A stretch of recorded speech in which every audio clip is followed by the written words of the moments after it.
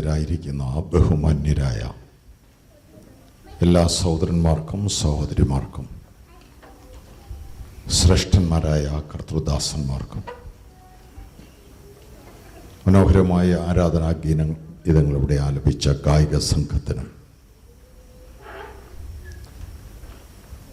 United Christian youth ഫെലോഷിപ്പിനും അതിൻ്റെ ചുമതലക്കാർക്കും യേശു ക്രിസ്തുവിൻ്റെ നിസ്തുല്യമായ നാമത്തിൽ എൻ്റെ വിനീതമായ സ്നേഹവന്ദനം അറിയിക്കുന്നു. എല്ലാറ്റിലുപരി മഹാദൈവത്തിൻ്റെ തിരു സാന്നിധ്യം ഇന്ന് രാത്രി ഇവിടെ എഴുന്നള്ളി വന്നിട്ടുണ്ട്. എത്ര പേർക്കറിയാം ദൈവത്തിൻ്റെ തിരു സാന്നിധ്യം ഇവിടെ ഉണ്ടെന്ന്? ഇന്ന് രാത്രി ദൈവത്തിൻ്റെ തേജസ്സിൻ്റെ മേഘം ഇവിടെ വിരിച്ചിരിക്കുകയാണ്. 10,000 ദൈവദൂതന്മാർ ഇന്നിവിടെ ചിറകടിച്ച് പറക്കുകയാണ്. നമ്മുടെ ഹൃദയത്തിൽ ദൈവത്തിൻ്റെ തിരു സാന്നിധ്യം അറിയുമ്പോഴെല്ലാം ഹൃദയം കൊണ്ട് അവനെ മഹത്വപ്പെടുത്തിക്കൊണ്ട് ദൈവസന്നിധിക്കണം. ഇന്ന് രാത്രി നീ വന്നതല്ല, അവൻ നിന്നെ കൊണ്ടുവന്നതാണ്. ഇന്ന് രാത്രി ദൈവം നിന്നെ കൊണ്ടുവന്നുവെങ്കിൽ ദൈവത്തിന് ഒരു പർപ്പസുണ്ട്. ദൈവമേ, അവിടുത്തെ ഉദ്ദേശം എന്നാൽ നിവർത്തിക്കണമേ എന്ന പ്രാർത്ഥനയോട് ദൈവസന്നിധിക്കണം. ബൈബിൾ കൊണ്ടുവന്ന എല്ലാവരും ദയവായി ബൈബിൾ കയ്യിലെടുത്ത് ഒന്ന് ഉയർത്തിപ്പിടിക്കാം. ഞാൻ പറയുന്ന വാചകങ്ങൾ എന്നോട് ചേർന്ന് പ്രാർത്ഥിക്കണം. ദൈവവചനത്തിനായി സ്തോത്രം, വിശുദ്ധ തിരുവെഴുത്തുകൾക്കായി സ്തോത്രം. ഇന്ന് രാത്രി എന്നോട് സംസാരിക്കണമേ. എല്ലാവരും ബൈബിൾ തുറക്കുക. അപ്പോസ്തല പ്രവൃത്തികൾ 10-ാം അധ്യായത്തിൻ്റെ 38-ാം വാക്യം.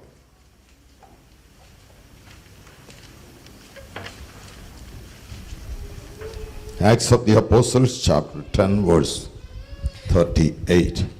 നസ്രനായ യേശുവിനെ ദൈവം പരിശുദ്ധാത്മാവിനാലും ശക്തിയാലും അഭിഷേകം ചെയ്തതും ദൈവം അവനോടുകൂടി ഇരുന്നതും കൊണ്ട് അവൻ നന്മ ചെയ്തും പിശാച് ബാധിച്ചവരെയൊക്കെയും സൗഖ്യമാക്കിയും കൊണ്ട് സഞ്ചരിച്ചതുമായ വിവരം തന്നെ നിങ്ങൾ അറിയുന്നുവല്ലോ. നസ്രയനായ യേശുവിനെ ദൈവം പരിശുദ്ധാത്മാവിനാലും ശക്തിയാലും അഭിഷേകം ചെയ്തു. God has anointed Jesus of Nazareth with the Holy Spirit and with power. പരിശുദ്ധാത്മാവ് കൊണ്ട് ശക്തി കൊണ്ടും യേശുവിനെ ദൈവം അഭിഷേകം ചെയ്തു. ഒരു നിമിഷം പ്രാർത്ഥിക്കാം. സ്വർഗസ്നായ പിതാവേ, തിരുവചനത്തിനായി സ്തോത്രം. വചനം തുറന്നിരിക്കുന്നു. പരിശുദ്ധാത്മാവ് ഹൃദയങ്ങളെ തുറക്കണമേ. ഇവിടെ വന്ന ഓരോ ജീവിതത്തെയും വിവേചിച്ചുകൊണ്ട് ദൈവത്തിൻ്റെ ആത്മാവ് ഇന്ന് രാത്രി സംസാരിക്കണമേ. അവിടുത്തെ ശബ്ദം കേൾക്കുവാൻ ഞങ്ങൾ കാതോർത്തിരിക്കുന്നു. യേശു ക്രിസ്തുവിൻ്റെ നാമത്തിൽ തന്നെ ആമേൻ. ലോകത്തിൽ നിരവധി മതങ്ങളുണ്ട്, വിശ്വാസങ്ങളുണ്ട്, തത്വചിന്തകളുണ്ട്. ക്രിസ്ത്യാനിറ്റിക്ക് ഇതര ചിന്തകളുമായി, ഫിലോസഫികളുമായി, മതങ്ങളുമായുള്ള വ്യത്യാസം എന്താണ്? എന്തെങ്കിലും വ്യത്യാസമുണ്ടോ? എന്തെങ്കിലും പ്രത്യേകതയുണ്ടോ? ക്രിസ്ത്യാനിറ്റിക്ക് മറ്റ് മതങ്ങളുമായി, വിശ്വാസങ്ങളുമായുള്ള വ്യത്യാസം ജീസസ് ക്രൈസ്റ്റ്, യേശു ക്രിസ്തു ഇതിനകത്താണുള്ളത്. യേശു ക്രിസ്തു വ്യത്യസ്തനാണ്. ലോകത്തിലുണ്ടായ സകല ആളുകളെക്കാളും വ്യത്യസ്തനാണ് ക്രിസ്തു. അവനൊപ്പം പറയാൻ ഒരാളുമില്ല, അവനെപ്പോലെ ആരാധ്യൻ ആരുമില്ല. കർത്താവേ, നിന്നോട് സദൃശൻ ആരുമില്ല. അവൻ ജനിക്കുന്ന നൂറ്റാണ്ടുകൾക്ക് മുമ്പ് പ്രവാചകൻ പ്രവചിച്ചു അവൻ ഏത് ദേശത്ത് ജനിക്കുമെന്ന്. അവൻ ജനിക്കുന്ന നൂറ്റാണ്ടുകൾക്ക് മുമ്പ് പഴയ നിയമ പുസ്തകത്തിൽ അവന്റെ ജനനവിധം, അവന്റെ ശുശ്രൂഷ, അവന്റെ മരണവിധം, അവന്റെ ഉയർത്തെഴുന്നേൽപ്പ്, അവന്റെ സ്വർഗാരോഹണം, അവന്റെ മടങ്ങി വരവ്, ഇതെല്ലാം മുൻകൂട്ടി എഴുതി വച്ചിരുന്നു. വേറൊരാളെ അങ്ങനെ കാണുവാനില്ല. സ്വന്തം ജീവൻ കൊടുത്തുകൊണ്ട്, സ്വന്തം ജീവരക്തം കൊടുത്തുകൊണ്ട് മനുഷ്യമൃഗത്തെ വീണ്ടെടുക്കാൻ ഇറങ്ങി വന്ന യേശു നിസ്തുല്യനാണ്. മറ്റു മതങ്ങളുടെ തത്വസംഹിതകൾ ചേർത്ത് വെച്ചാൽ ആ മതമായി. ശ്രീബുദ്ധൻ എങ്ങനെ ജനിച്ചു, എങ്ങനെ ജീവിച്ചു എന്നത് ബുദ്ധമതത്തിന് അടിസ്ഥാനമാകുന്നില്ല. എങ്ങനെ ജീവിച്ചാലും, ജീവിച്ചിരുന്നില്ലെങ്കിൽ പോലും ശ്രീബുദ്ധന്റെ തത്വചിന്തകളുണ്ടെങ്കിൽ ബുദ്ധമതം നിലനിൽക്കും. ശ്രീ ജൈനന്റെ തത്വചിന്തകളുണ്ട് എങ്കിൽ ജൈനമതം നിലനിൽക്കും. എല്ലാ മതങ്ങളും അവരുടെ ഫിലോസഫി ഉണ്ട് എങ്കിൽ ആ മതങ്ങൾ നിലനിൽക്കും. എന്നാൽ ക്രിസ്ത്യാനിറ്റി അങ്ങനെയല്ല. യേശു ക്രിസ്തു എന്ന ഒരു വ്യക്തിയെ ആശ്രയിച്ചു നിൽക്കുകയാണ്. അവന്റെ ജനനവും ജീവിതവും അവന്റെ മരണവും മരണവിധവും അവൻ ക്രൂശിൽ ചൊരിഞ്ഞ പരിശുദ്ധ രക്തത്തിന്റെ ശക്തിയും അവന്റെ ഉയർത്തെഴുന്നേൽപ്പും അവന്റെ സ്വർഗാരോഹണവും അവന്റെ മടങ്ങി വരവും യേശു ക്രിസ്തുവിനെ മാറ്റിവെച്ചാൽ പിന്നെ ക്രിസ്ത്യാനിറ്റി ഇല്ല. ബൈബിളിൽ 66 പുസ്തകം ഉണ്ടെങ്കിലും 66 പുസ്തകത്തിന്റെ തീം യേശു ക്രിസ്തുവിന്റെ മനുഷ്യവർഗത്തിന് ലഭ്യമാകുന്ന വീണ്ടെടുപ്പാണ്. ക്രിസ്തുവാണ് ഇതിന്റെ കാതൽ. യേശുവിനെ കുറിച്ച് ഇവിടെ അപ്പോസ്തലനായ പത്രോസിന്റെ പ്രസംഗത്തിൽ പരാമർശിച്ച ഭാഗമാണ് നസ്രയനായ യേശുവിനെ ദൈവം ശക്തിയാലും പരിശുദ്ധാത്മാവിനാലും അഭിഷേകം ചെയ്തു. യേശുവിന്റെ കൂടെ 3.5 കൊല്ലം നടന്ന അപ്പോസ്തലനായ പത്രോസ് തിരിച്ചറിഞ്ഞ ഏറ്റവും പ്രധാനപ്പെട്ട ഒരു കാര്യം, യേശുവിന്റെ പ്രത്യേകതയിൽ ഏറ്റവും പ്രാധാന്യമുള്ള ദൈവത്തിന്റെ അഭിഷേകമായിരുന്നു. യേശു എന്ന പേര് അർത്ഥമുള്ള പേരാണ്. യാഹ്വേശുവ എന്ന 2 പദങ്ങൾ ലോപിച്ചുണ്ടായതാണ് യേശു. യാഹ്വേശുവ എന്ന വാക്കുകളുടെ അർത്ഥം ദൈവം രക്ഷിതാവ്. യേശുവിന്റെ ജന്മത്തിങ്കൽ യേശുവിന്റെ പിതാവായ ദൈവം സ്വർഗത്തിൽ നിന്ന് ഒരു ദൂതന്റെ പക്കൽ കൊടുത്തുവിട്ട പേരാണ്. അവൻ തന്റെ ജനത്തെ അവരുടെ പാപങ്ങളിൽ നിന്ന് രക്ഷിപ്പാനിരിക്കൊണ്ട് അവന് യേശു എന്ന് പേർ വിളിക്കണം. അവരുടെ ആരുടെയെങ്കിലും മനസ്സിൽ തോന്നിയ ഒരു പേരല്ല, സ്വന്തം അപ്പൻ മുകളിൽ നിന്ന് കൊടുത്തുവിട്ട പേരാണ് യേശു. അർത്ഥം രക്ഷകൻ. രക്ഷകൻ എന്ന ആണ് അവന്റെ പേര് തന്നെ, രക്ഷിതാവെന്നാണ്. ദൈവം കൊടുത്തുവിട്ട പേരായതുകൊണ്ട് മറ്റെല്ലാ നാമങ്ങളെക്കാളും ഉന്നതമാണ്. ആ നാമത്തിങ്കൽ സ്വർലോകരുടെയും ഭൂലോകരുടെയും അധോലോകരുടെയും സകല മുഴക്കാലും മടങ്ങും. യേശു, യേശുവിനെ അഭിഷേകം ചെയ്തു. മെഷിയ എന്ന എബ്രായ വാക്കിന്റെ അർത്ഥം അഭിഷക്തൻ. അതാണ് മഷിഹ എന്ന് നമ്മൾ മലയാളത്തിൽ പറയുന്നത്. മെഷിയാഹ് എന്ന എബ്രായ വാക്കിന്റെ ഗ്രീക്ക് രൂപമാണ് ക്രിസ്റ്റോസ്. ക്രിസ്റ്റോസ് എന്ന വാക്കിന്റെ അർത്ഥം അഭിഷക്തൻ. അതാണ് നമ്മൾ മലയാളത്തിൽ പറയുന്ന ക്രിസ്തു. യേശു ക്രിസ്തു എന്ന് പറഞ്ഞാൽ ദൈവം അഭിഷേകം ചെയ്ത യേശു. യേശു അഭിഷക്തൻ. The anointed one of the God of Israel. ഇസ്രായേലിന്റെ ദൈവത്തിന്റെ അഭിഷക്തനാണ് യേശു എന്നങ്ങനെ പറയാൻ കാരണം പഴയ നിയമത്തിൽ മുഴുവൻ വരാനുള്ളൊരു അഭിഷക്തനെ കുറിച്ച് പ്രവചിച്ചിരിക്കുകയാണ്. അവരുടെ പ്രതീക്ഷ അതാണ്.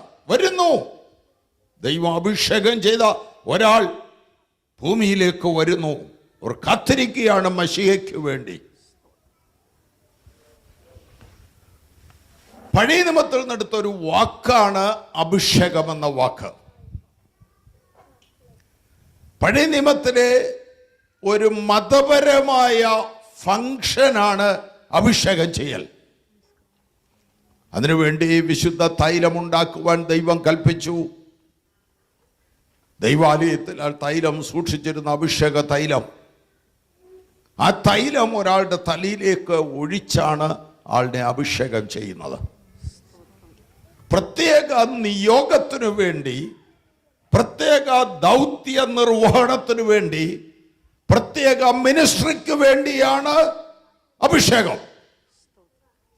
വെറുതെ ആർക്കും അഭിഷേകമില്ല. അഭിഷേകം ആർക്ക് കൊടുത്താലും അതിനൊരു പർപ്പസ് ഉണ്ട്. അഭിഷേകം കൊണ്ട് ചെയ്തെടുക്കാനുള്ളൊരു കാര്യമുണ്ട്. അതിനു വേണ്ടിയുള്ള അഭിഷേകമാണ്. പഴയ നിയമത്തിൽ 3 കാര്യത്തിന് വേണ്ടിയാണ് അഭിഷേകം ചെയ്തത്. 3 കാര്യത്തിന്. ഒരാളെ പ്രവാചകനാക്കുവാൻ അയാളുടെ തലയിൽ അഭിഷേക തൈലം ഒഴിച്ച് അയാളെ പ്രവാചകനായി അഭിഷേകം ചെയ്യുന്നു. ഒരാളെ പുരോഹിതനാക്കുവാൻ അയാളുടെ തലയിൽ അഭിഷേക തൈലം ഒഴിച്ച് പൗരോഹിത്യ അഭിഷേകം നൽകി ആളിനെ പുരോഹിതനാക്കുന്നു. ഒരാളെ രാജാവാക്കുവാൻ അയാളുടെ തലയിൽ അഭിഷേക തൈലം ഒഴിച്ച് രാജകീയ അഭിഷേകം നൽകി അയാളെ രാജാവാക്കുന്നു. പ്രവാചകൻ, പുരോഹിതൻ, രാജാവ്, ഈ 3 കാര്യങ്ങൾക്ക് വേണ്ടിയാണ് അഭിഷേകം നൽകിയത്. ദൈവത്തിന്റെ ദൂത് ജനത്തെ അറിയിപ്പാൻ ദൈവത്തിന് വേണ്ടി ജനത്തോട് സംസാരിക്കുന്ന ആളാണ് പ്രവാചകൻ. സ്വന്തം ദൂതില്ല പ്രവാചകന്. ദൈവത്തിൽ നിന്ന് കേൾക്കുന്ന ദൂത് ദൈവത്തിനു വേണ്ടി ജനത്തെ അറിയിക്കുന്നു. പുരോഹിതനാകട്ടെ ജനത്തിനു വേണ്ടി ദൈവത്തോട് സംസാരിക്കുന്നു. രാജാവാകട്ടെ ദൈവത്തിനു വേണ്ടി ഭരണം നടത്തുന്നു. ഈ 3 അഭിഷേകങ്ങളും യേശുവിന് ദൈവം നൽകുന്ന അഭിഷേകത്തിന്റെ നിഴൽ മാത്രമായിരുന്നു. പഴയ നിയമത്തിൽ ഒരാളെ രാജാവാക്കിയാൽ അയാൾക്ക് പുരോഹിതനാകാൻ ഒക്കെയില്ല, പുരോഹിതനായ ആൾക്ക് രാജാവാകാനും ഒക്കെയില്ല. ഉസിയ രാജാവ് പൗരോഹിത്യ ശുശ്രൂഷ ചെയ്യുവാൻ ദൈവാലയത്തിലേക്ക് കടന്നപ്പോൾ പുരോഹിതന്മാർ വിലക്കി, രാജാവേ, നിനക്ക് ഇത് ചെയ്യാൻ അനുവാദമില്ല. അവനവരെ ധിക്കരിച്ചു. ധൂപം കാട്ടുവാൻ കയറിയപ്പോൾ അവന് കുഷ്ഠമുണ്ടായി. കാരണം അവന് അനുവാദമില്ല. ഒരേ സമയം ഈ 3 അഭിഷേകം കിട്ടിയത് ഒറ്റയാളിനെ ഉള്ളൂ. അത് യേശുവിനാണ്. യേശുവിനെ ദൈവം അഭിഷേകം ചെയ്തു. യേശു ദൈവത്തിന്റെ പ്രവാചകൻ, യേശു ദൈവത്തിന്റെ പുരോഹിതൻ, യേശു ദൈവത്തിന് വേണ്ടി രാജാവ്. ദൈവം യേശുവിനെ പരസ്യമായി അഭിഷേകം ചെയ്തത് യോർദാനിൽ വെച്ചാണ്. സ്നാപക യോഹന്നാൻ വരുവാനുള്ള മശീഹയ്ക്ക് വേണ്ടി ജനത്തെ ഒരുക്കുവാൻ വേണ്ടി അയക്കപ്പെട്ടവനാണ്. ജനം വന്നും മാനസാന്തരപ്പെട്ട് അവന്റെ കൈക്കീഴിൽ സ്നാനപ്പെടുകയാണ്. യെരൂശലേമിലും യഹൂദ്യ ദേശക്കാരൊക്കെ ഈ യോർദാന്റെ ഇരുകരയുമുള്ള എല്ലാ നാട്ടുകാരും പുറപ്പെട്ട് അവന്റെ അടുക്കൽ വന്നവരുടെ പാപങ്ങൾ ഏറ്റുപറഞ്ഞ് അവനാൽ സ്നാനമേറ്റു. ആ കൂട്ടത്തിൽ പാപമൊന്നും ഏറ്റുപറയാനില്ലാത്ത യേശു വന്നു നിൽക്കുന്നു. യോഹന്നാൻ പറഞ്ഞു, വേണ്ട, നീയാണ് എന്നെ സ്നാനപ്പെടുത്തുന്നത്, ഞാനല്ല. യേശു പറഞ്ഞു, ഇപ്പോൾ സമ്മതിക്കുക, ഇങ്ങനെ ദൈവത്തിൻ്റെ സകല നീതി നിവർത്തിക്കുന്നത് നമുക്ക് ഉചിതം. യോഹന്നാൻ യേശുവിനെ യോർദാനിലെ വെള്ളത്തിൽ പിടിച്ച് മുക്കി അവൻ സ്നാനമേറ്റ് വെള്ളത്തിൽ നിന്ന് പൊങ്ങി വരുമ്പോൾ മുകളിൽ സ്വർഗം തുറന്നു. ഇവൻ എൻ്റെ പ്രിയപുത്രൻ, ഇവനിൽ ഞാൻ പ്രസാദിച്ചിരിക്കുന്ന പിതാവായി ദൈവം അരുളി ചെയ്തു. പരിശുദ്ധാത്മാവ് പ്രാവെന്ന പോലെ സ്വർഗത്തിൽ നിന്ന് യേശുവിൻ്റെ മേൽ ഇറങ്ങി വന്നു. യേശുവിനെ അക്കാലത്തുള്ള ആളുകൾ വിളിച്ചിരുന്ന ഒരു പരിഹാസ പേരുണ്ട്, മറിയയുടെ മകൻ.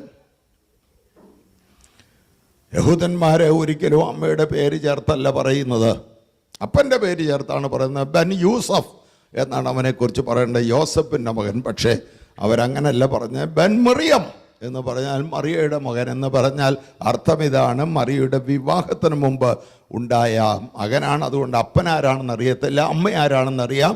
അതുകൊണ്ടാണ് മറിയയുടെ മകനെന്ന് വിളിച്ചത്, പരിഹസിച്ചതാണ്. എന്നാൽ യേശു വെള്ളത്തിൽ നിന്ന് പൊങ്ങി വന്നപ്പോൾ അവൻ്റെ യഥാർത്ഥ അപ്പൻ വിളിച്ചു പറഞ്ഞു, അവൻ അപ്പനില്ലാത്തവനല്ല, ഇവൻ എൻ്റെ പ്രിയപുത്രൻ, ഇവനിൽ ഞാൻ പ്രസാദിച്ചിരിക്കുന്നു. പരസ്യമായി പരിശുദ്ധാത്മാവിനാൽ ദൈവം യേശുവിനെ യോർദാനിൽ വെച്ച് അഭിഷേകം ചെയ്തു. ബേത്ലഹേം മുതൽ കാൽവരി വരെ യേശു ദൈവത്തിന്റെ വിശ്വസ്ത പ്രവാചകൻ. കാൽവരി മുതൽ മടങ്ങി വരുന്നത് വരെ യേശു ദൈവത്തിന്റെ ശ്രേഷ്ഠ മഹാപുരോഹിതൻ.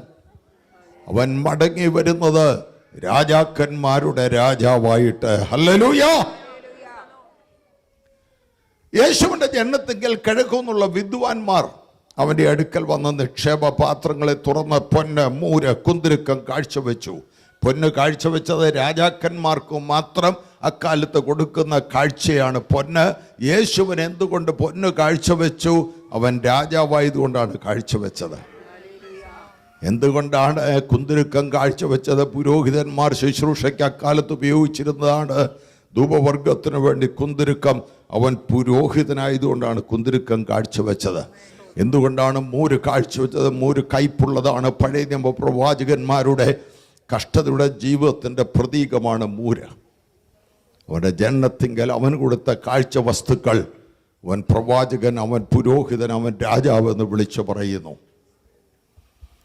ഹോസന്ന ആഴ്ചയിൽ യേശു കഴുതയുടെ പുറത്ത് യെരൂശലേമിലേക്ക് പോയി. ആളുകൾ അവരുടെ മേൽ വസ്ത്രങ്ങൾ വഴിയിൽ വിരിച്ചു. കുഞ്ഞുങ്ങൾ കുരുത്തോല ഉയർത്തി ദാവീദ് പുത്രന് ഹോശന്ന ഹോശന്ന ഹോശന്ന എന്ന് ആർത്തു വിളിച്ചു. ദൈവാലയത്തിൽ ചെന്ന് കയറുകൊണ്ടൊരു ചാട്ടയുണ്ടാക്കി അവൻ അവിടെ കണ്ടതായ കന്നുകാലികളെ അടിച്ച് പുറത്താക്കി ദൈവാലയത്തെ ശുദ്ധീകരിച്ചു. പഴയ നിയമകാലത്ത് പുരോഹിതൻ, രാജാക്കന്മാർ യാത്ര ചെയ്യുന്നത് കുതിരയുടെ പുറത്താണ്. പ്രവാചകന്മാർ യാത്ര ചെയ്യുന്നത് കഴുതയുടെ പുറത്താണ്. അവൻ പ്രവാചകനായതുകൊണ്ട് കഴുതയുടെ പുറത്ത് യാത്ര ചെയ്തു. എന്നാൽ അവൻ രാജാവാണ്. അതുകൊണ്ടാണ് ജനങ്ങൾ അവരുടെ മേൽവസ്ത്രങ്ങൾ വഴിയിൽ വിളിച്ചിടുകയും കുഞ്ഞുങ്ങൾ കുരുത്തോലയെടുത്ത് ആർത്ത് വിളിക്കുകയും ചെയ്തത്. അവൻ പുരോഹിതനായതുകൊണ്ടാണ് ദൈവാലയത്തിൽ ചെന്ന് ദൈവാലയത്തെ അവൻ ശുദ്ധീകരിച്ചത്. യേശു ക്രിസ്തു പ്രവാചകൻ, പുരോഹിതൻ, രാജാവ്. പ്രവാചകന് രണ്ട് ശുശ്രൂഷയാണ് പ്രധാനമായിട്ടുള്ളത്. രണ്ട് ശുശ്രൂഷ. ഒന്ന്, ദൈവത്തിൻ്റെ ദൂതറിയിക്കുക. ദൈവത്തിനു വേണ്ടി ജനത്തോട് സംസാരിക്കുക. ദൈവത്തിൻ്റെ വചനം പ്രഘോഷിക്കുക. സകല പ്രവാചകന്മാരുടെയും പ്രവചനങ്ങൾ ഭാഗികമായിരുന്നു. ദൈവം പണ്ട് ഭാഗമായും വിവിധമായും പ്രവാചകന്മാർ മുഖാന്തരം അരുളി ചെയ്തു.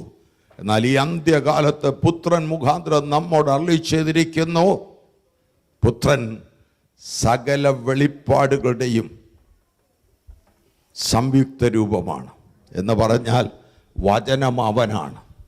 ആദിയിൽ വചനമുണ്ടായിരുന്നു, വചനം ദൈവത്തോടുകൂടെ ആയിരുന്നു, വചനം ദൈവമായിരുന്നു. ആ വചനമാണ് ജഡമെടുത്ത് കൃപയും സത്യവും നിറഞ്ഞവനായി നമ്മുടെ ഇടയിൽ പാർത്തത്.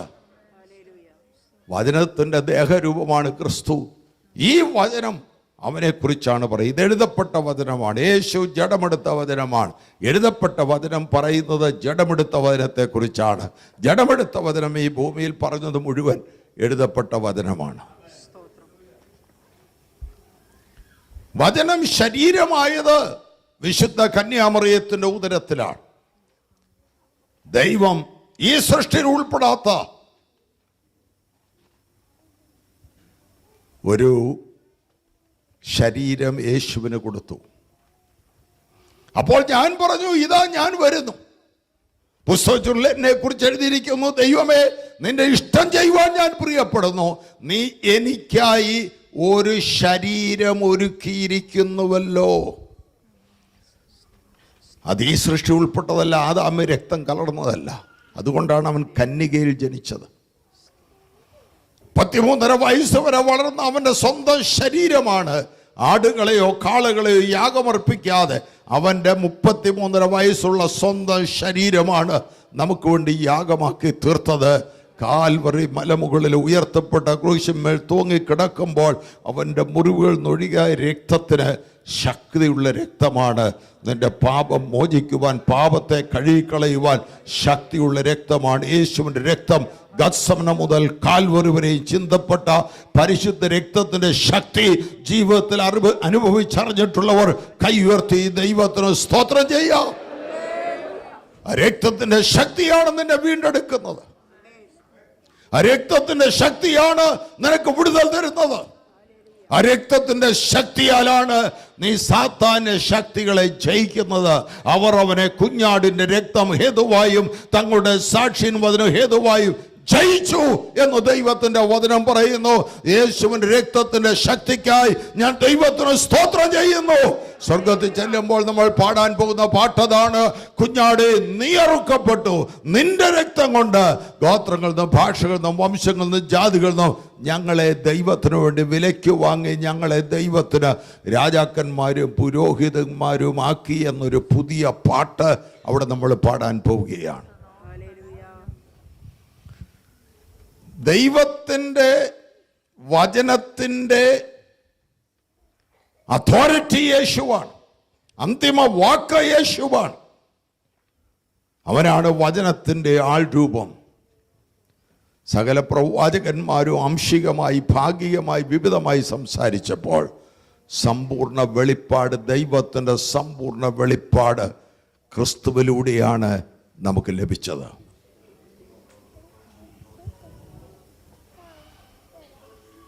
അവൻ ദൈവത്തിന്റെ പ്രവാചകൻ എന്ന നിലയിൽ രണ്ടാമത് ചെയ്യുന്ന ശുശ്രൂഷ ദ മിനിസ്ട്രി ഓഫ് ഡെലിവറൻസ്, വിടുതലിന്റെ ശുശ്രൂഷ. യെശയ്യാവാണ് ആ കാര്യം ആദ്യം എഴുതിയത്.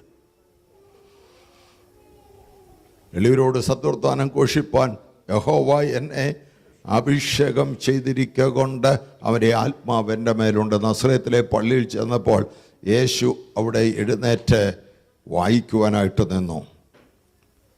യേശു യഹൂദന്മാരുടെ ഇടയിൽ അംഗീകരിക്കപ്പെട്ട ഒരു റബിയായിരുന്നു, ഓർഡൈൻ റബിയായിരുന്നു. അവർക്ക് മാത്രമേ സിന്നഗോഗിൽ വചനം ശുശ്രൂഷിക്കാൻ അനുവാദമുള്ളൂ. അവനവിടെ ചെന്നപ്പോൾ അവൻ റബിയായിരുന്നതുകൊണ്ട് തിരുവെഴുത്ത് അതിൻ്റെ ചുരുൾ അവന് കൊടുത്തു. ചുരുൾ നിവൃത്തി അവൻ വായിച്ചു. അവൻ വായിച്ചത് യെശയ്യാപ്രവചനത്തിൽ നിന്നാണ്. ദരിദ്രന്മാരോട് സുവിശേഷം പ്രസംഗിപ്പാൻ കർത്താവ് എന്നെ അഭിഷേകം ചെയ്തിരിക്കൊണ്ട് അവൻ്റെ ആത്മാവ് എൻ്റെ മേലുണ്ട്. ബദ്ധന്മാർക്ക് വിടുതൽ കൊടുക്കുവാൻ, കുരുടന്മാർക്ക് കാഴ്ച കൊടുക്കുവാൻ, വിടുതലിൻ്റെ മിനിസ്ട്രിയെ കുറിച്ചാണ് അവിടെ പറയുന്നത്. ഇത് വായിച്ചിട്ട് യേശു ഇരുന്നു. യഹൂദന്മാർ വചനം വായിക്കുന്നത് നിന്നുകൊണ്ടാണ്, ഇരുന്നുകൊണ്ട് വായിക്കുകയില്ല. പ്രസംഗിക്കുന്നത് ഇരുന്നുകൊണ്ടാണ്. യേശു വചനം നിന്നുകൊണ്ട് വായിച്ചിട്ട് പ്രസംഗിക്കാനിരുന്നിട്ട് പറഞ്ഞു, ഇപ്പോൾ നിങ്ങൾ കേട്ട ഈ വചനമുണ്ടല്ലോ, അതിപ്പോൾ ഇവിടെ നിവൃത്തിയായി എന്ന് പറഞ്ഞാൽ ഇതിനകത്ത് അത് മശിയെക്കുറിച്ചുള്ള പ്രവചനമാണെന്ന് അവർക്കെല്ലാവർക്കും അറിയാം. യേശു പറഞ്ഞു, നിങ്ങൾ ഈ കേട്ട വാക്ക് ഇവിടെ നിവൃത്തിയായി എന്ന് പറഞ്ഞാൽ ഞാനാണ് ഈ വചനത്തിൽ പറയുന്ന അഭിഷക്തൻ, കർത്താവ് അഭിഷേകം ചെയ്തവൻ. എന്തിനാണ് അഭിഷേകം ചെയ്തിരിക്കുന്നത്? ബന്ധനസ്ഥരെ വിടുവിപ്പാൻ, കുരുടന്മാർക്ക് കാഴ്ച കൊടുക്കാൻ, ദുഃഖിതന്മാർക്ക് ആശ്വാസം കൊടുക്കുവാൻ. അതാണ് ഒരു പ്രവാചകന്റെ മിനിസ്ട്രി, വിടുതലിന്റെ മിനിസ്ട്രിയാണ്. പൈശാചിക ശക്തികൾ കെട്ടിയിട്ടിരിക്കുന്ന ജീവിതങ്ങളെ അഴിച്ചുവിടുന്ന മിനിസ്ട്രിയാണ്. യേശു പള്ളിയിൽ ചെല്ലുമ്പോൾ എപ്പോഴും നോക്കും ഏറ്റവും ദുഃഖത്തിലുള്ള ആളാരാണ്. ഒന്നുകിൽ കൂനിയായ ഒരു സ്ത്രീ, അല്ലെ കൈവരേണ്ട മനുഷ്യൻ. ഏറ്റവും കൂടുതൽ പ്രയാസമുള്ള ആൾ ആരാണെന്ന് നോക്കിയിട്ട് അവന് പരസ്യമായി വിടുതൽ കൊടുക്കും. എഴുന്നേൽക്കാൻ പറയും. എഴുന്നേൽപ്പിച്ച് എല്ലാവരും കാണുക, അവന് വിടുതൽ കൊടുക്കും. 18 സംവത്സരമായി കൂനിയായ സ്ത്രീ 18 കൊല്ലം കൂനിയ. അതുകൊണ്ട് അവൾക്കൊരു കുടുംബജീവിതം ഉണ്ടായി കാണത്തില്ല. എല്ലാവർക്കും അവളോട് ഒരറപ്പാണ്. അംഗവൈകല്യം പാപത്തിൻ്റെ അതിൻ്റെ കാരണം പാപമാണെന്ന് യഹൂദന്മാർ പഠിപ്പിച്ചിരുന്നത് കൊണ്ട് കൂനിയായ സ്ത്രീയെ പാപിനിയായ സ്ത്രീയായിട്ട് ആളുകൾ കണ്ടിരുന്നത്. കുനിഞ്ഞ് വന്നിരിക്കുന്ന അവൾ ആരാധന സ്ഥലത്ത് വന്നിരിക്കുമ്പോൾ യേശു എഴുന്നേൽപ്പിച്ച് നിർത്തി. ഒരു രോഗാത്മാവ് ഇവളെ ബന്ധിച്ചിരിക്കുകയാണ്. ഇവളെ കെട്ടിയേക്കുക. രോഗാത്മാവ്, ഒരു സ്പിരിറ്റ് ഇവളെ ബൈൻഡ് ചെയ്തിരിക്കുക. ഞാൻ അഴിച്ചുവിടാൻ പോവുക. യേശു അഴിച്ചുവിട്ടു. അവളുടെ കൂന് മാറി. ഏതെങ്കിലും മെഡിക്കൽ കോളേജിൽ കൊണ്ടുപോയിരുന്നെങ്കിൽ, ഏതെങ്കിലും സൂപ്പർ സ്പെഷ്യാലിറ്റി ഹോസ്പിറ്റലിൽ കൊണ്ടുവന്നിരുന്നെങ്കിൽ, ഈ ഏതെല്ലാം പരിശോധന നടത്തിയാലും, ഏതെല്ലാം വിധത്തിൽ സ്കാൻ ചെയ്താലും ഈ രോഗാത്മാവിനെ കാണത്തില്ല. നട്ടലിൻ്റെ തകരാറാണ്, അസ്ഥിയുടെ തകരാറാണെന്നൊക്കെ പറഞ്ഞേനെ, അതിനുള്ള ചികിത്സകൾ നടത്തിയേനെ, പക്ഷേ ഈ കെട്ട് അവിടെ കിടന്നേനെ. എന്നാൽ യേശുവിൻ്റെ അഗ്നിജ്വാലയ്ക്കൊത്ത കണ്ടുകൊണ്ട് നോക്കിയപ്പോൾ അവൻ പറഞ്ഞു, ഇത് ആ പ്രോബ്ലമല്ല, ഇതൊരു ബന്ധനം. ഞാൻ അഴിക്കാൻ പോകും. അഴിച്ചു വിട്ടപ്പോഴോ സ്വതന്ത്രമായി. പിശാചിൻ്റെ പ്രവൃത്തികളെ അഴിപ്പാൻ തന്നെ ദൈവത്തിൻ്റെ പുത്രൻ പ്രത്യക്ഷനായി. പുറമേ കാണുന്ന പല കാര്യങ്ങളുടെയും പിറകിൽ ആത്മീക യാഥാർത്ഥ്യങ്ങളുണ്ട്. പല ഫിസിക്കൽ പ്രോബ്ലംസിന്റെയും പുറകിൽ സ്പിരിച്വൽ റീസൺസ് ഉണ്ട്. യഹൂദന്മാരുടെ ആത്മീയ എപ്പോൾ തകർന്നോ അപ്പോൾ യെരൂശലേം പിടിക്കപ്പെടും. അപ്പോൾ അവരുടെ കോട്ടകൾ തകർക്കപ്പെടും. അവർ യുദ്ധത്തിൽ പരാജയപ്പെടും. എപ്പോൾ അവർ ആത്മീയത്തിൽ യഥാസ്ഥാനപ്പെട്ടോ അപ്പോൾ യെരൂശലേം പണിയപ്പെടും. അപ്പോൾ അവിടെ നമ്മൾ കാണുന്നത് മതിലിടിക്കുന്നതാണ്. പക്ഷേ മതിലിടിക്കുന്നതിന് മുമ്പ് അവരുടെ ആത്മീയം ഇടിഞ്ഞുപോയി. നമ്മുടെ ജീവിതത്തിലും ഓർത്തുകൊള്ളണം, പല ഫിസിക്കൽ പ്രോബ്ലംസിൻ്റെയും പുറകിൽ സ്പിരിച്വൽ കോസസ് കാണും. അത് കണ്ടുപിടിക്കണം. യേശു ഏത് പള്ളിയിൽ പോയാലും അവൻ നോക്കും ആർക്കാണ് ഏറ്റവും കൂടുതൽ നീഡുള്ളത്. ഇന്ന് രാത്രി യേശു ഇവിടെ വന്നിട്ടുണ്ട്. എവിടെ അവൻ ഇരിക്കുന്നത്? യേശു എവിടെയാ ഇന്ന് രാത്രി ഇരിക്കുന്നത്? ഓഡിയൻസിന് കൂടുതലാണോ? സ്റ്റേജിലാണോ? ഈ ചെയറിലാണോ? നിൽക്കുകയാണോ? അത് നടക്കുകയാണോ? യേശു എവിടെയാ ഇന്ന് രാത്രി ഉള്ളത്? നല്ല വെയിലുള്ളപ്പോൾ 100 പാത്രത്തിൽ വെള്ളം വെച്ചിട്ട് ഏത് പാത്രത്തിലാണ് സൂര്യനെ ചെന്ന് നോക്കിയാൽ മതി. ഏത് പാത്രത്തിലാണ് സൂര്യനെ കാണുന്നത്? ഇന്ന് യേശു എവിടെ ഉണ്ട്? നിന്റെ അടുത്തുണ്ട്. നിന്റെ അടുത്തുണ്ട്. യേശു ഇന്ന് നോക്കുന്നത് ഈ കൂട്ടത്തിൽ ഏറ്റവും വിഷമിച്ച് വന്നത് ആരാണെന്നാ, ഏറ്റവും വലിയ പ്രോബ്ലത്തിൽ വന്നത് ആരാണെന്ന് യേശു നോക്കുകയാണ്. ആവശ്യബോധത്തോടെ വന്നത് ആരാണ്? അങ്ങനെയുള്ള ആൾ വന്നതുപോലെ തിരിച്ചു പോകത്തില്ല. അത്ഭുതത്തിൻ്റെ ശക്തിയുടെ വ്യാപരിച്ചു കൊണ്ടിരിക്കുകയാണ്. ദൈവത്തിൻ്റെ വചനം പ്രസംഗിച്ചു കൊണ്ടിരിക്കുമ്പോൾ തന്നെ നിനക്ക് അത്ഭുത വിടുതൽ നൽകുവാൻ യേശു നിന്റെ തൊട്ടടുത്ത് നിൽപ്പുണ്ട്. ഒരു വാക്കവൻ്റെ സമ്മുഖത്തു നിന്ന് നിനക്ക് അനുകൂലമായി ഇന്ന് രാത്രി പുറപ്പെട്ടാൽ ഒരു നിമിഷം കൊണ്ട് നിന്റെ സ്ഥിതി മാറാൻ പോകുകയാണ്. ഒറ്റ നിമിഷം മതി നിന്റെ സ്ഥിതി മാറ്റുവാൻ. എൻ്റെ കർത്താവിന് നിന്റെ ഉള്ളിൽ നീ കൊണ്ടുവന്നിരിക്കുന്ന പ്രയാസം എന്താണെന്ന് അവനറിയാം. അവൻ വിടുതൽ നൽകുന്നവനാണ്. അവൻ വിടുതലിൻ്റെ കർത്താവാണ്. അന്നു മാത്രമല്ല, ഇന്നും അവൻ വിടുതലിൻ്റെ കർത്താവാണ്. യേശു ക്രിസ്തു ഇന്നലെയും ഇന്നും എന്നേക്കും മാറാത്തവനാണ്, എന്നേക്കും അനന്യനാണ്. He is the same yesterday, today and forever. He is the same. ഇന്നലെ അവൻ എന്ത് യെരൂശലേമിൽ ചെയ്തോ ഇന്നത് മസ്കറ്റിൽ ചെയ്യാൻ അവന് കഴിയും. എന്ത് രാത്രി ഇവിടെ ചെയ്യാൻ കഴിയും. വിശ്വാസത്തിൻ്റെ സ്ഥലം ഇവിടെയാണ്. വിശ്വാസത്തിൻ്റെ സമയം ഇപ്പോഴാണ്. നാളെ ചെയ്യുമെന്ന് പറയുന്നത് പ്രത്യാശയാണ്. വിശ്വാസം പറയും നാളെയല്ല, ഇന്ന് രാത്രി ഈ യോഗം കഴിഞ്ഞ് പോകുന്നതിന് മുമ്പ് എനിക്ക് വിടുതലാണ്. ഇന്ന് രാത്രി ഞാൻ ഇവിടെ ഇരിക്കുമ്പോൾ എനിക്ക് സൗഖ്യമാണ്. ഇന്ന് രാത്രി ഞാൻ ഇവിടെ ഇരിക്കുമ്പോൾ തന്നെ അവൻ്റെ കരം എന്നെ സ്പർശിക്കും. നീ വിശ്വസിക്കുന്ന സമയത്ത് തന്നെ നിന്റെ ഹൃദയം അവനെ സ്പർശിക്കുകയാണ്. കർത്താവിനെ തൊടാനായിട്ട് ഒറ്റ മാർഗമേ ഉള്ളത്, വിശ്വാസത്തിൻ്റെ മാർഗമാണ്. വിശ്വാസം കൂടാതെ ആർക്കും ദൈവത്തെ പ്രസാദിപ്പിക്കാൻ കഴിയുകയില്ല. നിന്റെ അകത്ത് വിശ്വാസം ഇന്ന് രാത്രി ജ്വലിക്കുന്നുവെങ്കിൽ നിനക്ക് വിടുതൽ ഇന്ന് രാത്രിയുണ്ട്. അവൻ വിടുതലിൻ്റെ കർത്താവാണ്. യേശു എവിടെയെല്ലാം സഞ്ചരിച്ചുവോ അവിടെയെല്ലാം അവൻ വിടുതൽ നൽകി. പത്രോസ് തന്നെയാണ് പറയുന്നത്, പിശാച് ബാധിച്ചവരെ ഒക്കെയും സൗഖ്യമാക്കി. യേശുവിൻ്റെ ഒന്നാമത്തെ അത്ഭുതം തന്നെ കാനാവിലെ കല്യാണ വീട്ടിലെ അത്ഭുതമാണ്.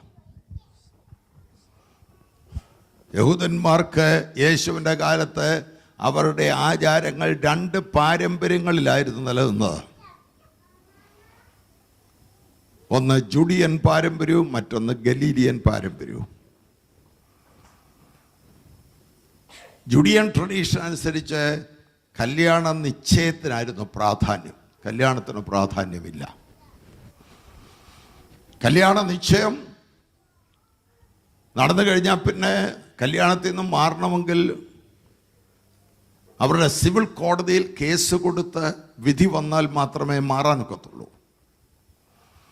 അവർക്ക് കല്യാണം ഏതെങ്കിലും സൗകര്യമുള്ള ദിവസം നോക്കി പെൺകുട്ടിയെ കൂട്ടിക്കൊണ്ടുപോയാൽ മതി. എന്നാൽ ഗലീലിയൻ പാരമ്പര്യത്തിൽ അങ്ങനെയല്ല. അവർക്ക് കല്യാണത്തിൻ്റെ വിരുന്നാണ് പ്രധാനം. 7 ദിവസമാണ് വിരുന്ന്.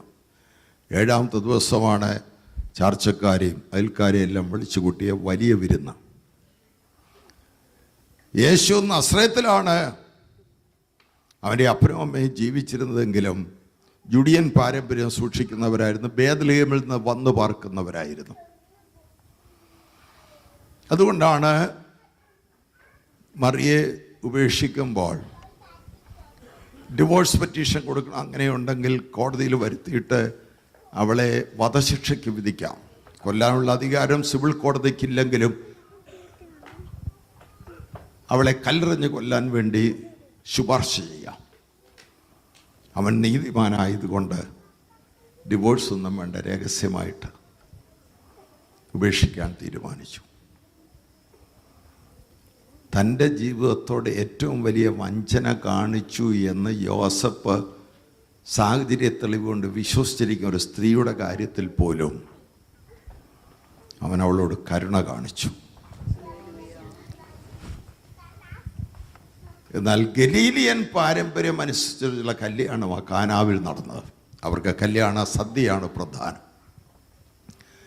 യേശുവിനെയും കൂടെയുള്ളവരെയും യേശുവിൻ്റെ അമ്മ മറിയയെ എല്ലാം വിളിച്ചിരുന്നു. ഒരു പ്രധാന വിഭവമാണ് വീഞ്ഞ്. വീഞ്ഞ് തീർന്നു പോവുക എന്ന് പറഞ്ഞാൽ അപമാനമാണ്. കല്യാണം കഴിഞ്ഞ് ഭക്ഷണമൊക്കെ കഴിച്ച് പോകുന്ന വഴിക്ക് ആളുകൾ പറഞ്ഞുകൊണ്ട് പോകുന്നത് എന്തോ കല്യാണമാണ്, വീഞ്ഞ് പോലും ഇല്ലായിരുന്നു. ഇതറിയാവുന്നത് ആ വീട്ടുകാരനാണ്. കല്യാണ വീട് നമ്മുടെ നാട്ടിൽ ഒരു 50 കൊല്ലം മുമ്പൊക്കെയുള്ള കല്യാണ വീടുകൾ എങ്ങനെയാ? ഉത്സവം പോലെയല്ലേ? കസിൻസും അവരുടെ മക്കളും എല്ലാം വന്ന് ഓടിച്ചാടി കളിച്ച് എല്ലാവരും തമ്മിൽ കാണുകയും ഒരാഴ്ച എല്ലാവരും കൂടെ ഒന്നിച്ച് താമസിക്കുന്ന ബഹളമുള്ളൊരു വീടല്ലേ? ആ വീട്ടിൽ വരുന്നവരെ എല്ലാം ചിരിച്ചുകൊണ്ട് സ്വീകരിച്ച് കുശലം പറയുന്ന വീട്ടുകാരൻ്റെ ഉള്ളിൽ ഒരു വലിയ വിഷമം കൊണ്ടാണ് നടക്കുന്നത്. വീഞ്ഞ് തികത്തില്ല, വീഞ്ഞ് തികത്തില്ല, വീഞ്ഞ് തികത്തില്ല. സ്വന്തക്കാർ വരുമ്പോൾ ചിരിച്ചുകൊണ്ട് കൈ കൊടുത്ത് വിശേഷം എന്തുണ്ട് എന്നൊക്കെ ചോദിക്കുന്നെങ്കിൽ അകത്ത് കൊണ്ട് നടക്കായി വിഷമം. ഇതിൻ്റെ പരിഹാരമാണ് യേശു വരുത്തിയത്. ഇന്ന് രാത്രി നീ ഇവിടെ ഒന്ന് ചിരിച്ചു, പലർക്കും കൈ കൊടുത്തുവെങ്കിലും നിൻ്റെ ഉള്ളിൽ കൊണ്ട് നടക്കുന്ന വേദന കാണുന്ന ഒരുവനുണ്ട്.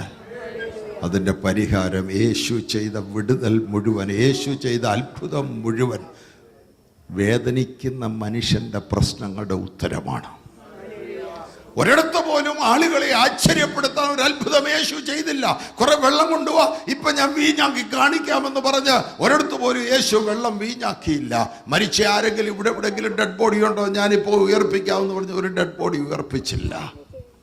കരയുന്ന മനുഷ്യർക്ക് വേണ്ടി, വേദനിക്കുന്ന മനുഷ്യർക്ക് വേണ്ടി, സങ്കടപ്പെടുന്ന മനുഷ്യർക്ക് വേണ്ടി അവരുടെ പ്രശ്നങ്ങളുടെ ഉത്തരമായിട്ടാണ് യേശു അത്ഭുതം ചെയ്ത്. ഇന്നും അത് തന്നെയാണ് അവൻ ചെയ്യുന്നത്. നിനക്കൊരത്ഭുതമുണ്ട്, യേശുവിൻ്റെ മക്കൾ, നിനക്കൊരത്ഭുതമുണ്ട്. നിനക്ക് വേണ്ടിയുള്ള അത്ഭുതം ഇന്ന് രാത്രി സ്വർഗത്തിൽ നിന്ന് പുറപ്പെട്ടിട്ടുണ്ട്. നിൻ്റെ ഉള്ളിൽ ഒരു വേദനയുമായി ഇവിടെ വന്നെങ്കിൽ, ദൈവം ഇടപെട്ടല്ലാതെ എൻ്റെ ഈ പ്രശ്നത്തിന് പരിഹാരമില്ല എന്ന് നീ പറയുന്ന ഏതെങ്കിലും കാര്യമുണ്ടെങ്കിൽ ഇന്ന് രാത്രി നിനക്ക് വേണ്ടി ഒരു അത്ഭുതം സ്വർഗത്തിൽ നിന്ന് പുറപ്പെടുന്നു. ഇന്ന് രാത്രി വിടുതലിൻ്റെ കർത്താവ് ഇവിടെ വന്നിട്ടുണ്ട്. അവൻ ദൈവത്തിൻ്റെ വിശ്വസ്ത പ്രവാചകനാണ്. അവൻ വിടുതലിൻ്റെ മിനിസ്ട്രി ചെയ്യുന്നവനാണ്. പാപത്തിന്റെ പരിഹാരകനാണ് അവൻ. എന്നാൽ അത് മാത്രമല്ല അവൻ ചെയ്തത്, കുഷ്ഠരോഗികളെ ശുദ്ധമാക്കി. ഒരുത്തൻ മാത്രമാണ് തിരിച്ചു വന്നത്. യേശുവിനറിയാം ഒരുത്തനെ വരത്തുള്ള 9 പേര് പോകുമെന്ന്. പക്ഷേ ശുദ്ധമാക്കുമ്പോൾ യേശു മനസ്സലിഞ്ഞാൽ ശുദ്ധമാക്കി. ഇതിൽ നിന്ന് എത്ര പേര് അടുത്ത ഞായറാഴ്ച നമ്മുടെ സഭയിൽ ചേരുമെന്ന് വിചാരിച്ചല്ല അവർക്ക് വേണ്ടി പ്രാർത്ഥിച്ചത്. മനസ്സലിവ് കൊണ്ടാണ് മിനിസ്ട്രി എല്ലാം കമ്പാഷൻ നിന്നാണ് വരേണ്ടത്. ഒരു രോഗിക്ക് വേണ്ടി പ്രാർത്ഥിക്കുമ്പോൾ ആ രോഗി അനുഭവിക്കുന്ന മാനസിക വ്യഥ നമ്മുടെ ഹൃദയത്തിൽ ഏറ്റെടുത്തുകൊണ്ട് അവർക്ക് വേണ്ടി പ്രാർത്ഥിക്കുമ്പോഴാണ് വിടുതലുണ്ടാകുന്നത്. ഒരു പ്രൊഫഷണൽ, ഇതൊരു മെക്കാനിസമല്ല. വെറുതെ എൻ്റെ കൈവച്ച കയ്യിൽ ശക്തിയുണ്ടെന്നുള്ള ധാരണയല്ല. ഒരു ശക്തിയുമില്ല. നമ്മുടെ ഹൃദയം അവരോട് ചേരുകയും അവരുടെ വേദന ഏറ്റെടുക്കുകയും ചെയ്യുമ്പോൾ അപ്പോഴാണ് വിടുതൽ. യേശു അങ്ങനെയായിരുന്നു. Jesus was moved with compassion എന്നാണ് എഴുതിയിരിക്കുന്നത്. യേശു മനസ്സലിവ് കൊണ്ട് ഇളകിയിട്ടാണ് അവൻ ആളുകളെ വിടുവിച്ചത്. വഴിയിലിരിക്കുന്ന കുള്ളനായ ഭിക്ഷക്കാരൻ, യേശു ആ വഴി പോകുന്നു എന്നറിഞ്ഞിട്ട് അവൻ നിലവിളിക്കുകയാണ്. എങ്ങനെ ഇവൻ അറിഞ്ഞു? വഴിയെ പോകുന്ന ആളുകൾ സംസാരിക്കുന്ന കേട്ടിട്ടുണ്ട്. പല ദിവസമായിട്ട് വഴിയെ പോകുന്ന ആളുകളുടെ സംഭാഷണ വിഷയത്തിൽ യേശു എന്ന പേരുള്ള ഒരാളുടെ കുറിച്ച് ഇവർ പറയുന്നുണ്ട്. അവിടെ ഒരാൾക്ക് സൗഖ്യം കൊടുത്തു, ഇവിടെ മരിച്ചയാളിനെ ഉയർപ്പിച്ചു. ഇങ്ങനെ നിരവധി കാര്യങ്ങൾ പറഞ്ഞപ്പോൾ ഇവൻ പല പ്രാവശ്യം വിചാരിച്ച് കാണും, ദൈവമേ, എൻ്റെ വഴിയിൽ കൂടെ എന്തെങ്കിലും യേശു വരുമോ? എനിക്ക് അന്വേഷിച്ച് പോയി കണ്ടുപിടിക്കാൻ കഴിയത്തില്ല, കാരണം ഞാൻ അന്ധനാണ്. എൻ്റെ കയ്യെ പിടിച്ച് കൂട്ടിക്കൊണ്ടുപോകാൻ ആരുമില്ല. ഞാൻ ഭിക്ഷക്കാരനാണ്. എന്നെങ്കിലും ഒരിക്കൽ യേശു എൻ്റെ വഴിയിൽ കൂടെ വരാതിരിക്കുമോ? ദൈവം യേശുവിനെ ഒരു ദിവസം എൻ്റെ വഴിയിൽ കൂടെ വിടത്തില്ലേ എന്ന് ഓരോ ദിവസവും അവനിങ്ങനെ ജാഗ്രതയോടെ കാത്തിരിക്കുകയാണ്. ആളുകൾ എന്താണ് പറയുന്നത്? അപ്പോൾ ആൾക്കൂട്ടം പോകുന്ന കാൽപെരുമാറ്റം കേട്ടു. അവൻ ചോദിച്ചു, ആരാ പോകുന്നത്? അവരുടെ നസ്രയനായ യേശുവാണ്. അവന് മനസ്സിലായി അവൻ്റെ ദിവസം വന്നിരിക്കുന്നു. അവൻ കാത്തിരുന്ന ദിവസം വന്നിരിക്കുന്നു. ഇന്ന് രാത്രി യേശു നിന്റെ വഴിയിൽ കൂടെ വന്നിരിക്കുന്നു. ഇന്ന് രാത്രി യേശുവിന് വേണ്ടി യേശു നിനക്ക് വേണ്ടി നീ ഇരിക്കുന്ന സ്ഥലത്ത് കൂടെ വന്നിരിക്കുന്നു. അവര് പറഞ്ഞത് നസ്രയനായ യേശു എന്ന്. ഇവൻ വിളിച്ചത് എന്താണെന്നറിയാമോ?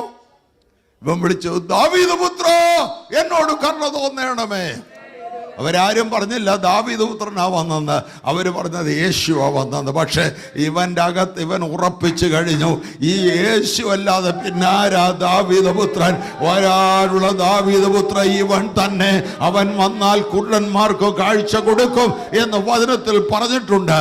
എനിക്ക് കാഴ്ച തരുവാൻ വന്നിരിക്കുന്ന ദാവീദ് പുത്രനാണ് ഇവൻ. യേശുവിൻ്റെ കൂടെ നടക്കുന്ന ആളുകൾ പറഞ്ഞു, മിണ്ടരുത്, ശബ്ദമുണ്ടാക്കല്ല. ഞങ്ങളെപ്പോലുള്ള VIP ഇതിലെ പോകുമ്പോൾ നിന്നെപ്പോലുള്ള ഭിക്ഷക്കാരൻ ഒച്ച വെച്ചാൽ ഞങ്ങളുടെ ബഹുമാനത്തിന് ചേരത്തില്ല. അതുകൊണ്ട് വായടച്ചിരുന്നാൽ അവരുടെ മാന്യത നഷ്ടപ്പെടാതെ അവർക്ക് പോകാം. പക്ഷേ ഒരു കുഴപ്പമേ ഉള്ളൂ, ഇവനെന്നും കണ്ണുപൊട്ടനായിട്ടിരിക്കേണ്ടി വരും. ഒറ്റ ചാൻസ് ദൈവം തന്നിരിക്കുക. എൻ്റെ വഴിയിൽ കൂടെ ഒറ്റ ചാൻസ് തന്നിരിക്കുക. ഇവരുടെ മാന്യത പോയാലും സാരമില്ല, എനിക്കിന്ന് വിടുതൽ കിട്ടണം. മറ്റുള്ളവരെ പ്ലീസ് ചെയ്യാൻ വേണ്ടി ഇന്ന് നീ വായടച്ചിരിക്കരുത്. മറ്റുള്ളവർക്ക് എന്തെങ്കിലും വിഷമം തോന്നുന്നു വിചാരിച്ച് നീ വായടച്ചിരിക്കരുത്. നിനക്കൊരു ചാൻസ് യേശു നിന്റെ അരികിലൂടെ വന്നിരിക്കുന്നു. നീ ഉറക്കെ വിളിക്കുക. അവൻ ഉറക്കെ വിളിച്ചു. യേശു അവിടെ നിന്നു. വഴികരിയിരിക്കുന്ന കുരുടനായ ഭിക്ഷക്കാരൻ വിളിച്ചാലും നിൽക്കുന്നവനാണ് എൻ്റെ യേശു. വിളിക്കുന്നവൻ്റെ സ്റ്റാറ്റസ് നോക്കിയല്ല യേശു നിൽക്കുന്നത്, വിളിക്കുന്നവൻ്റെ നീഡ് നോക്കിയാണ് യേശു നിൽക്കുന്നത്. യേശു അങ്ങോട്ട് ചോദിക്കുക, ഞാൻ നിനക്ക് എന്ത് ചെയ്തു തരണം? ഇന്ന് രാത്രി യേശു തന്നെ നിന്നോട് ചോദിക്കുക, ഞാൻ നിനക്ക് എന്ത് ചെയ്തു തരണം? നമ്മുടെ പ്രാർത്ഥനാ വിഷയത്തെക്കുറിച്ചുള്ള വ്യക്തത നമുക്കുണ്ടെങ്കിലേ മറുപടിയും വ്യക്തമായി കിട്ടത്തുള്ളൂ. ഒരുപാട് കാര്യങ്ങൾ കാടും പടപ്പും തല്ലി പ്രാർത്ഥിച്ചാൽ മറുപടി കിട്ടുമെന്ന് നമ്മൾ അറിയത്തു പോലുമില്ല. സ്പെസിഫിക് നീഡ്, സ്പെസിഫിക് പ്രയർ, അതിനാണ് സ്പെസിഫിക് ആൻസർ. അവന് വ്യക്തമായ ഒരു പ്രാർത്ഥനാ വിഷയമുണ്ട്. സ്വർഗം നിന്റെ സിംഹാസനവും ഭൂമി നിന്റെ പാതപിടമാണെന്നും പറയാൻ ഈ കുരുടൻ അറിയത്തില്ല. ഈ കുരുടൻ ഇത്രേ അറിയാം, എനിക്ക് കാഴ്ച കിട്ടണം. വളരെ സ്പെസിഫിക്കാ. അപ്പൊ യേശു ഒരു കാര്യം ചെയ്, അടുത്ത ആഴ്ച അങ്ങോട്ട് പോവാം. ചില വ്യവസ്ഥകളുണ്ട്, വെറുതെ ഒന്നും കാഴ്ച തരാൻ ഒക്കെയല്ല. യേശുവിൻ്റെ കാര്യമല്ല, അൺകണ്ടീഷണലാണ്. അതിൻ്റെ പേരാ കൃപ. അതിൻ്റെ പേരാ കൃപ. അവൻ കൃപ കാണിച്ചുകൊണ്ട് നീ ഇന്ന് ഇതിനകത്തിരിക്കുന്നതെന്ന് മറന്നു പോകരുത്. നിന്നോട് കാണിച്ച കൃപ വേറൊരാളോട് കാണിക്കുമ്പോൾ നിനക്കെന്താ ബുദ്ധിമുട്ട്? നിന്നോട് കൃപ കാണിക്കാമെങ്കിൽ മറ്റൊരുത്തനോടും ദൈവത്തിന് കൃപ കാണിക്കരുതോ? നിന്റെ യോഗ്യത നോക്കാതെ, നിന്റെ അർഹത നോക്കാതെ തള്ളിക്കളയേണ്ട നിന്നെ അവൻ കൈനീട്ടി പിടിച്ച് രക്ഷിച്ച് അവന്റെ കൃപ നിനക്ക് വേണ്ടി നീട്ടിയെങ്കിൽ ഹല്ലേലൂയ, അവൻ കൃപാലുവാണ്. അൺകണ്ടീഷണൽ. വന്നു കഴിഞ്ഞ് കണ്ടീഷനുണ്ട്. എന്നാൽ ആദ്യത്തെ അവൻ്റെ സ്പർശനത്തിന് കണ്ടീഷനില്ല. ഒറ്റ കണ്ടീഷനുള്ള വിശ്വാസമുണ്ടോ? നിന്റെ അകത്ത് വിശ്വാസമുണ്ടോ? നീ ആരുമായിക്കൊള്ളട്ടെ, യേശു വിടുതൽ തരുമെന്ന് നിനക്ക് വിശ്വാസമുണ്ടോ? ഇന്ന് നിനക്ക് വിടുതൽ കിട്ടും. യേശു വിടുതൽ തരും. യേശു എൻ്റെ പാപം മോചിക്കും. നിന്റെ അകത്ത് വിശ്വാസമുണ്ടോ? ഇന്ന് രാത്രി ഇവിടെ വെച്ച്, ഇപ്പോൾ തന്നെ, ഈ നിമിഷം തന്നെ നിനക്ക് വിടുതൽ തരുവാൻ അവന് കഴിയും. കറണ്ട് പ്ലഗിനകത്തോട്ട് ആ പിൻ കുത്തുന്ന പോലെ തൊട്ടാൽ ആ സെക്കൻഡിൽ ശക്തി പുറപ്പെടും. നിന്റെ ഹൃദയം കൊണ്ട് വിശ്വസിച്ച് അവനെ സ്പർശിച്ചാൽ ആ നിമിഷം ശക്തി പുറപ്പെടും. ആ നിമിഷം ശക്തി പുറപ്പെടും. നമുക്കറിയാം, രക്തസ്രവക്കാരിയായ സ്ത്രീ യേശുവിൻ്റെ പുറകെ നടന്ന് 12 സംവത്സരമായി ജീവരക്തം നഷ്ടപ്പെട്ട്, പണവും നഷ്ടപ്പെട്ട്, സമൂഹത്തിൻ്റെ ദൃഷ്ടിയിൽ ഭ്രഷ്ടയാക്കപ്പെട്ടവൾ. രക്തസ്രവക്കാരി ഏതെങ്കിലും ഒരാളെ തൊട്ടാൽ അയാൾ അശുദ്ധൻ. അവളിരുന്ന കിടക്കയിൽ ആരെങ്കിലും ഇരുന്നാൽ അവർ അശുദ്ധർ. അവളുടെ കിടക്ക, അവളുടെ ഇരിപ്പിടം, അവളുടെ സ്പർശനം എല്ലാം അശുദ്ധമാണെന്ന് ന്യായപ്രമാണം വിലക്കിയിരിക്കുന്ന ഒരു സ്ത്രീ മൂടുപടം ഇട്ടുകൊണ്ട് ആളറിയിക്കാതെ വന്ന് യേശുവിൻ്റെ വസ്ത്രത്തിൻ്റെ താഴത്തെ തൊങ്ങലെ തൊട്ടു. ഇതിനാ താഴത്തെ തൊങ്ങലെ തൊട്ട് നീളൻ കുപ്പായമാണ് യഹൂദന്മാർ ധരിക്കുന്നത്. താഴത്തെ തൊങ്ങലിൽ ഇതിനാ തൊട്ടത്. അവരതിൽ വചനം എഴുതി വെക്കുമായിരുന്ന കാലത്ത്. താഴത്തെ തൊങ്ങലിൽ വേദവാക്യം എഴുതി വെക്കും. അവൾ തീരുമാനിച്ച്, ഞാൻ തൊടുകയാണെങ്കിൽ വചനത്തിലെ തൊടത്തുള്ളൂ. പക്ഷേ ഒരു പ്രശ്നമേ ഉള്ളൂ, നേരെ നിന്നുകൊണ്ട് തൊടാനൊക്കതിൽ മുട്ടയെ നീന്തി ചെല്ലണം. മുട്ടയെ നീന്തി ചെല്ലുമ്പോൾ എളുപ്പമല്ല. 12 പുരുഷന്മാർ ഇടവും വലവുമായിട്ട് നിൽക്കുക, ശിഷ്യന്മാർ, അപ്പോസ്തലന്മാർ. അത് കഴിഞ്ഞാൽ പിന്നെ അത് കഴിഞ്ഞുള്ള ശിക്ഷകണം. വലിയൊരു പുരുഷാരം പോകുന്ന ഇടയ്ക്ക് അബലയായ ഒരു സ്ത്രീക്ക് എങ്ങനെ യേശുവിൻ്റെ വസ്ത്രത്തിൻ്റെ താഴത്തെ തൊങ്ങലെ പുറകിൽ കുടച്ചൊന്ന് തൊടാനൊക്കും? ഇത്രയും ബുദ്ധിമുട്ടുണ്ടെന്ന് ഞാൻ വിചാരിച്ചില്ല. ഇനി പിന്നൊരു അവസരമായിട്ട് നമ്മൾ തീരുമാനിച്ചില്ല. എന്ത് ബുദ്ധിമുട്ടുണ്ടെങ്കിലും ഇന്ന് ഞാൻ തൊടും. തൊട്ടാൽ വിടുതൽ, തൊട്ടാൽ സൗഖ്യം. അവൾ ഇടിച്ചു കയറും. പ്രതിബന്ധങ്ങളുടെ നടുവിൽ ഇടിച്ച് കയറുന്നതാണ് വിശ്വാസം. മടുത്തു പോകത്തില്ല, പുറകോട്ട് പോകത്തില്ല, സാഹചര്യം നോക്കത്തില്ല, ലക്ഷ്യത്തിലേക്ക് നീങ്ങിക്കൊണ്ടിരിക്കും. അവൾ മുട്ടയെ നീന്തുമ്പോൾ ഓരോരുത്തർ ചവിട്ടുന്നുണ്ട്, ഓരോരുത്തർ തട്ടുന്നുണ്ട്. ഇതൊന്നും അവൾക്ക് വിഷയമല്ല. തൊങ്ങൽ, തൊങ്ങൽ, യേശുവിൻ്റെ തൊങ്ങൽ. നടന്നു പോകുന്ന ഒരാളുടെ വസ്ത്രത്തിൻ്റെ താഴത്തെ തൊങ്ങലിൽ തൊടാൻ എത്ര സ്പീഡിൽ ഇവളെ നീന്തി ചെല്ലണം. ഒടുവിൽ ചെന്ന് തൊട്ടു. ആ സെക്കൻഡിൽ ശക്തി പുറപ്പെട്ടു. ഇന്ന് രാത്രി നീ തൊടുന്നുവെങ്കിൽ ആ നിമിഷം വിടുതൽ. അവൻ ദൈവത്തിൻ്റെ പ്രവാചകനാണ്. ഇന്നലെയും ഇന്നും എന്നേക്കും മാറാത്തവനാണ്. ഇന്ന് രാത്രി ഇവിടെയുണ്ട്. മറ്റുള്ളവരുടെ അസൗകര്യം വിചാരിച്ചുകൊണ്ട് നീ പുറകോട്ട് ഒതുങ്ങിക്കളയരുത്. വിശ്വാസത്താൽ ഇടിച്ചു കയറണം, വിശ്വാസത്താൽ മുന്നേറണം, വിശ്വാസത്താൽ കൈനീട്ടി എത്തിപ്പിടിക്കണം.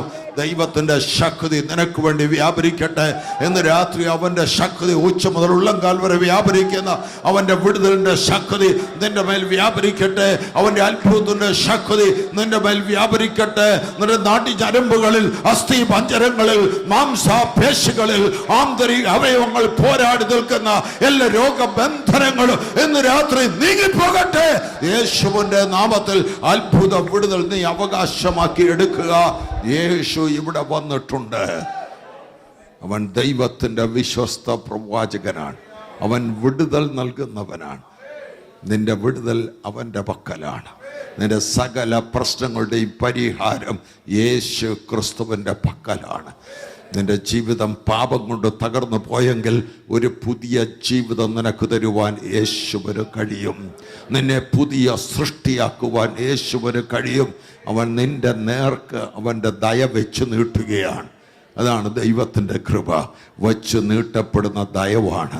നിന്നോട് പിന്നെയും കരുണ കാണിക്കുകയാണ്, നിന്നോട് പിന്നെയും കൃപ കാണിക്കുകയാണ്. മകനെ, നിന്നെ എനിക്ക് വേണം, മകളെ, നിന്നെ എനിക്ക് വേണമെന്ന് പറഞ്ഞ് അവൻ വിളിക്കുകയാണ്. ഇന്ന് രാത്രി നിന്നെ അവനിവിടെ കൊണ്ടുവന്നത് നിൻ്റെ ജീവിതത്തിൽ വലിയൊരു വിടുതൽ തരുവാനാണ്. നമ്മുടെ തലകൾ മുടക്കാൻ, കണ്ണടയ്ക്കാം, ഒരു നിമിഷം പ്രാർത്ഥിക്കാം. ദൂരെ കാൽവറിയിൽ നമുക്ക് വേണ്ടി യാഗമായി തീർന്ന കർത്താവായ യേശു ക്രിസ്തു ഉയർത്തെഴുന്നേറ്റ രക്ഷകനെ ഇന്നിവിടെ എഴുന്നള്ളി വന്നിട്ടുണ്ട്. അവൻ്റെ പക്കൽ വിടുതലുണ്ട്. അവൻ്റെ ആണിപ്പാടുള്ള കൈകൾ ഇന്ന് രാത്രി നിന്നെ തൊടുകയാണെങ്കിൽ അത്ഭുത വിടുതലുണ്ട്. നീ രോഗിയാണോ? നിനക്ക് അത്ഭുത സൗഖ്യം തരുവാൻ അവന് കഴിയും. നിൻ്റെ ശരീരത്തിൻ്റെ ക്ലേശങ്ങളെ മാറ്റുവാൻ, ബലഹീനതകളെ മാറ്റുവാൻ അവന് കഴിയും. നിൻ്റെ ശരീരത്തിൻ്റെ വിട്ടുമാറാത്ത രോഗങ്ങൾക്ക് ഇപ്പോൾ തന്നെ അത്ഭുത സൗഖ്യം അവൻ കൽപ്പിക്കുന്നു. ഇപ്പോൾ തന്നെ അത്ഭുത വിടുതൽ അവൻ കൽപ്പിക്കുന്നു. നിൻ്റെ ബലഹീനത അവൻ നീക്കുന്നു. ബലമില്ലാത്തവർക്ക് അവൻ ബലം വർദ്ധിപ്പിക്കുന്നു. ക്ഷീണിച്ചിരിക്കുന്നവർക്ക് അവൻ ശക്തി നൽകുന്നു. യൗവനക്കാർ ഇടറി വീഴും, ബാല്യക്കാർ തളർന്നു പോകും. എങ്കിലും യഹോവയെ കാത്തിരിക്കുന്നവർ ശക്തിയെ പുതുക്കും. ഇന്ന് രാത്രി നീ ശക്തിയെ പുതുക്കിക്കൊള്ളുക. ഇന്ന് രാത്രി നിൻ്റെ ക്ഷീണം മാറ്റട്ടെ. ഇന്ന് രാത്രി നിൻ്റെ ബലഹീനത മാറ്റട്ടെ. നിൻ്റെ ശരീരത്തിന് അത്ഭുത സൗഖ്യം അവൻ ഇന്ന് രാത്രി കൽപ്പിക്കുന്നു. അതിവേഗത്തിലോടുന്ന വചനം അയച്ച് അവൻ നിന്നെ സൗഖ്യമാക്കുന്നു. അവൻ നിന്റെ ഹൃദയത്തെ സ്പർശിക്കുന്നു. ഇന്ന് രാത്രി നിന്റെ പ്രാർത്ഥനയ്ക്കുള്ള മറുപടി സ്വർഗത്തിൽ നിന്ന് പുറപ്പെട്ടിരിക്കുന്നു. നിന്റെ വിടുതൽ സ്വർഗത്തിൽ നിന്ന് പുറപ്പെട്ടിരിക്കുന്നു. നിന്റെ അത്ഭുതം സ്വർഗത്തിൽ നിന്ന് പുറപ്പെട്ടിരിക്കുന്നു. നിനക്ക് വേണ്ടി അവനിവിടെ വന്നിട്ടുണ്ട്. നിനക്ക് വേണ്ടി ക്രമീകരിച്ചൊരു യോഗമാണിത്.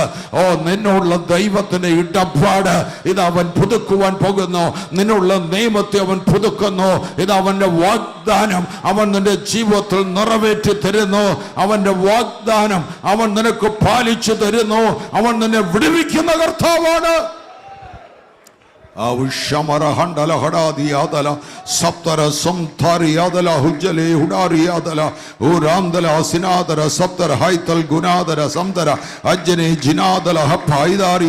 യേശുവിന്റെ നാമത്തിൽ, അധികാരമുള്ള നാമത്തിൽ ഇന്ന് രാത്രി ഞങ്ങൾ ജയമെടുക്കുകയാണ്. ഇന്ന് രാത്രി ഞങ്ങൾ വിടുതലെടുക്കുകയാണ്. ഓ ഹല്ലേലൂയ, ഹല്ലേലൂയ. എല്ലാവരും കൈകളടിച്ച് ദൈവത്തിന് മഹത്വം കൊടുക്കാം. എല്ലാവരും കൈകളടിച്ച് ദൈവത്തെ ആരാധിക്കാം. എല്ലാവരും കൈകളടിച്ച് അവനെ ആരാധിക്കാം, അവനെ സ്തുതിക്കാം. എല്ലാ നാവും അവനെ സ്തുതിക്കട്ടെ. എല്ലാ വായും തുറന്ന് ദൈവത്തെ ആരാധിക്കാം, അവന് കൊടുക്കാം. അവൻ ആരാധന കൊടുക്കാം, സ്തുതി സ്തോത്രങ്ങൾ അവന് കൊടുക്കാം. We praise you Lord, we thank you Lord, we worship you Lord. ഞങ്ങളങ്ങേ ആരാധിക്കുന്നു, ഞങ്ങളങ്ങേ സ്തുതിക്കുന്നു, ഞങ്ങളങ്ങേ മഹത്വപ്പെടുത്തുന്നു.